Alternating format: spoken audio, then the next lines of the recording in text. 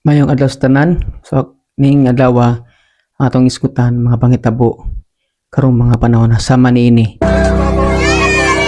اسمع في عنا العيات ولا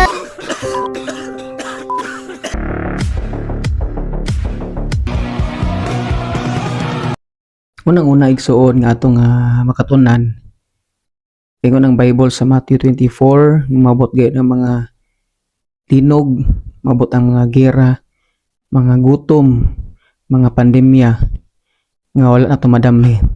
Tungod kay mo nagingon sa Bible. So sa to makatunan niini. Unang-una, basta gingon gani sa Bible nga may tabo ni siya, dili na gyud nimo mapugnan igsuon. Bisan pa kung saan nimo kampo, kung saan natuog ka ng puasa, pagkatabang, may tabo gini siya mga butang nga tungod kay giprophesy na ning daan sa Bible. Gingon na ni sa daan sa Ginoo nga may tabo ni. So unsa man atong response meaning mga pangitabo? Unang-una, dapat mobiya sa atong mga sala.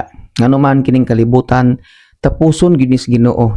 Una, gitapos ni sa lunop, mamatay ang mga katawan sa una, pinagi sa lunop. Karon tapuson ni sa Ginoo pinagi sa kalayo. Ang tanan igsuon nga walay relasyon sa Ginoo, nagpuyo sa pagpakasala, itambog sa linaw nga kalayo mango ang impierno. Timo ni tinuod, nagantos man ta karon, kung magantos pa gid ta kung dili ta mabiya sa mga sala, mga lagad sa Ginoo. Kaduha, atong makatunan nga mosalig ta sa Ginoo. Takaybaw sa ato nga future, takaybaw og ano sa tukwaon sa Ginoo unsa pa mahitabo nato sunod nga mga adlaw. Daghan pagyud ang mahitabo niining mga sunod nga mga adlaw.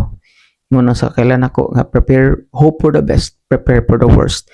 Maglaom ta nga tabangan ta sa Ginoo, kaloy-an ta sa Ginoo, pero naadyoy mag-prepare jud ka sa mga posibleng dili maayong mahitabo. Wa ta nalipay nga natuma nang gingon sa Bible. Ato lang igsuon nga mosalig ta sa Ginoo.